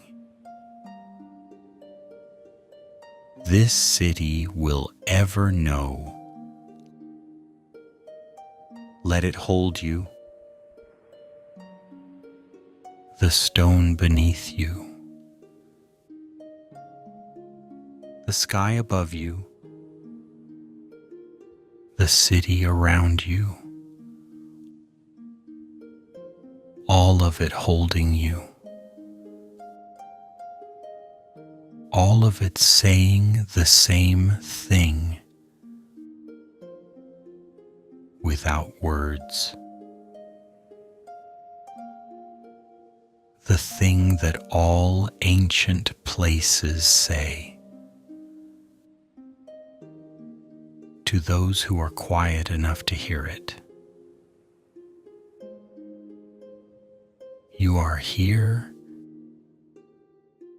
You are safe. You are held. Rest now. Walk with me. Something has changed. You feel it before you see it, before you hear it, before there is any evidence at all. Just a feeling, a shift in the quality of the dark, the way the dark shifts. In the last hour before dawn, when the night has done its work and is preparing to hand the world back to the light. You rise from the couch, slowly, the way you always rise from the deepest rest. Reluctantly, with a wordless gratitude for what the darkness gave you. The garden is the same, the herbs still breathing, the lamp still burning before the shrine, the columns still standing in their patient rows, but the sky above the peristyle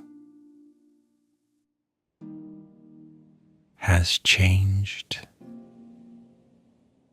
The deepest black of midnight has softened, almost imperceptibly, into something that is not quite black anymore.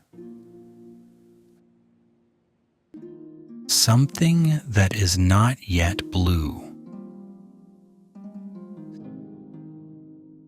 Something that exists only in this hour.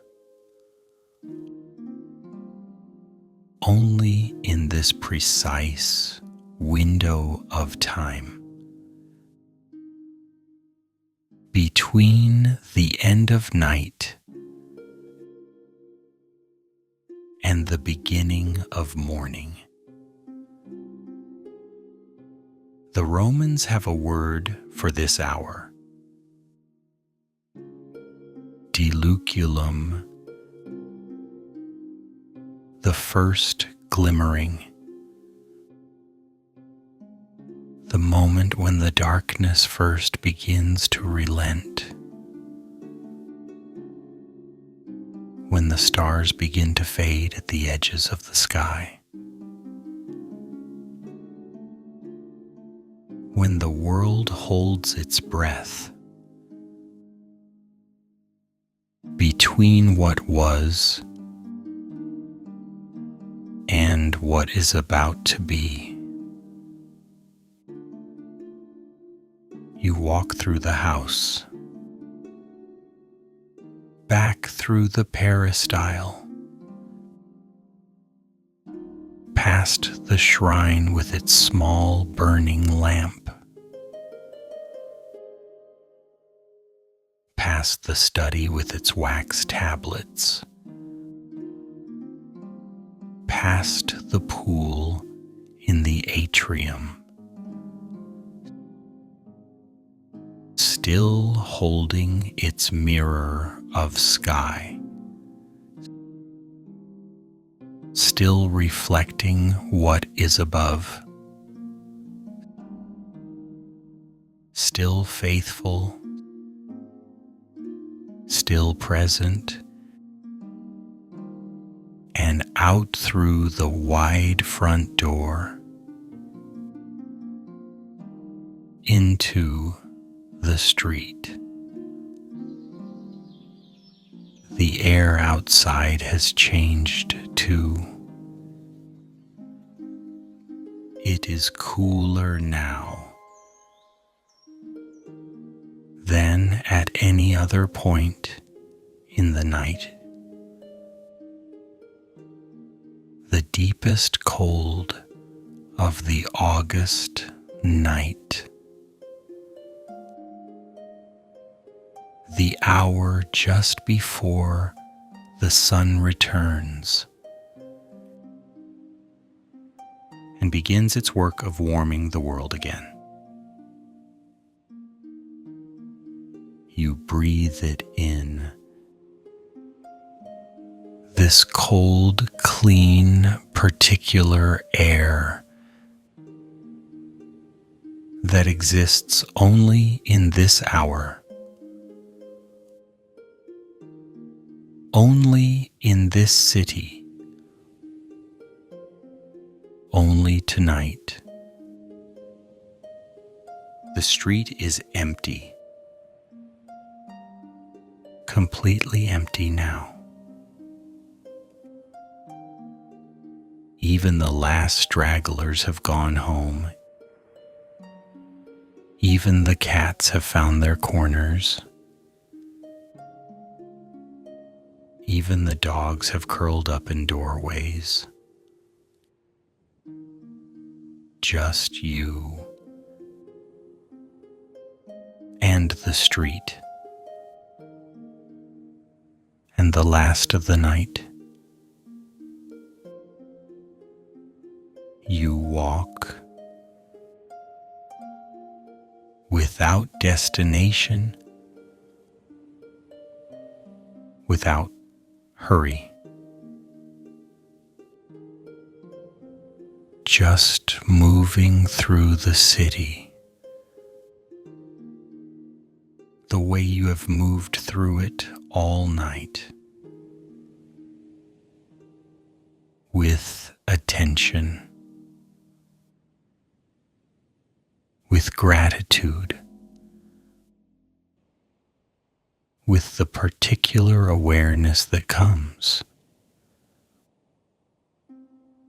when you know something is ending,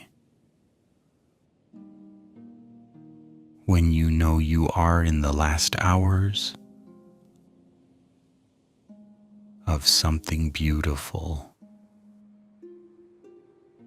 and you want to hold it as long as you can, without grasping, without desperation, just presence, just attention, just the willingness to be here fully until the very end. The first bird calls, a single note, high and clear, from somewhere above you,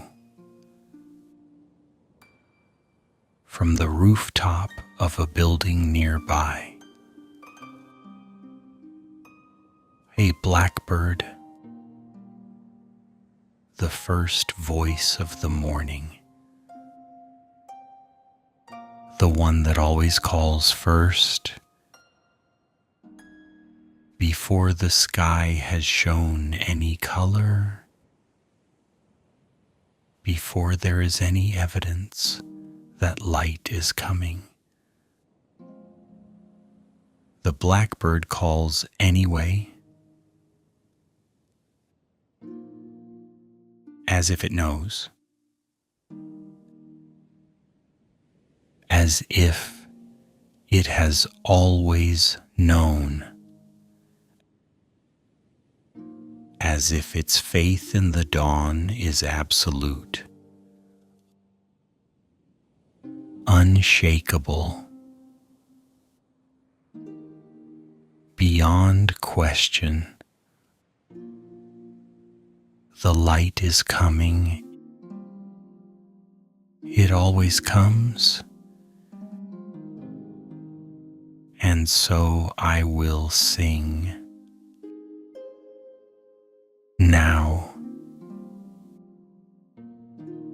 before anyone else, before the proof. Another bird answers from further away. A different note, a different voice, and then another, and another. The dawn chorus beginning slowly, the way it always begins, one voice at a time, until the air is full of it, until the city is wrapped in it, until even the sleeping streets, even the dreaming houses, even the silent stones are filled with the sound of birds announcing the day, as they have announced every day since before there was a city here, since before there were stones to echo their voices back, since before there were ears to hear them. You stop in the middle of the street and listen. Just stand there in the last of the dark and listen to the birds sing the morning into existence. The sky above the eastern rooftops has changed again. The not quite black has become a deep, dark blue, barely distinguishable from the night, but different, undeniably different. The first color of the day, appearing at the edge of the world like a promise, like a door beginning to open, just a crack, just enough. The stars are fading now. The ones nearest the horizon first, then gradually the others withdrawing as they always withdraw when the light returns. Not gone, never gone, still there behind the blue, still burning, still present, just waiting as they always wait. For the dark to come back, for their moment to return. A door opens somewhere. The first door of the morning. A bakery. You can smell it immediately. The first fires being lit. The first warmth of the day, rising into the cool pre-dawn air. The smell of bread beginning. the smell of the day beginning, the smell of Pompeii, beginning its last morning, without knowing, without any sign, exactly as it has begun. Every morning for 400 years, you stand in the street and breathe it in. The cool air, the smell of bread, the sound of birds, the fading stars, the first blue of the morning sky, all of it,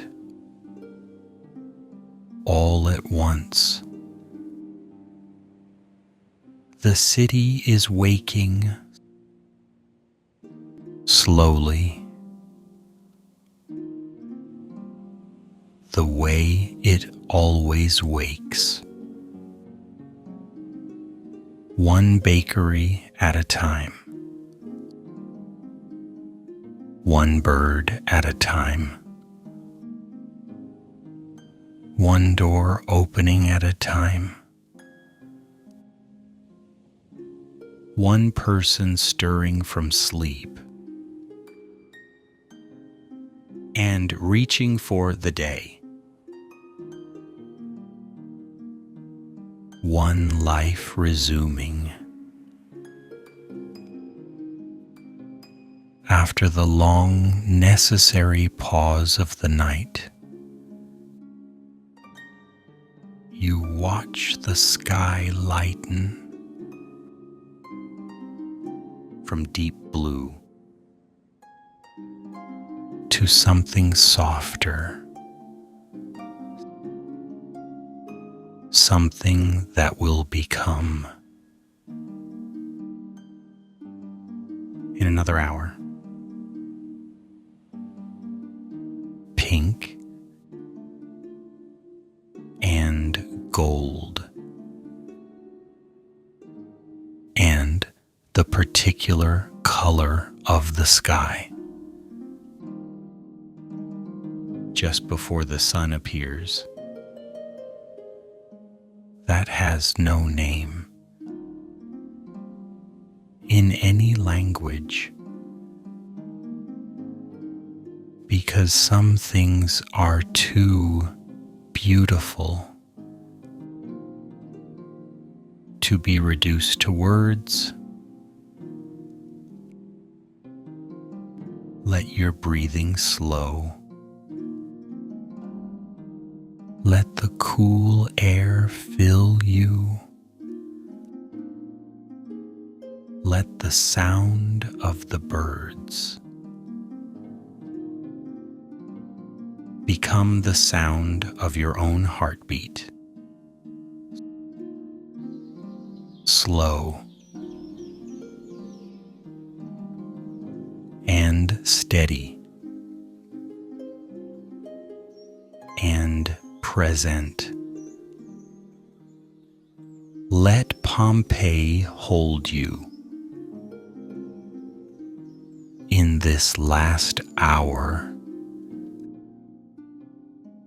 this hour that belongs to no one and to everyone. This threshold hour between the night that was and the day that is coming, between sleep and waking, between here and somewhere else entirely. You are almost there. Almost at the place where the night releases you, where sleep opens its arms and takes you in, where Pompeii becomes something else, something that will stay with you long after the night is over, long after morning comes. Walk with me one last time. Walk with me.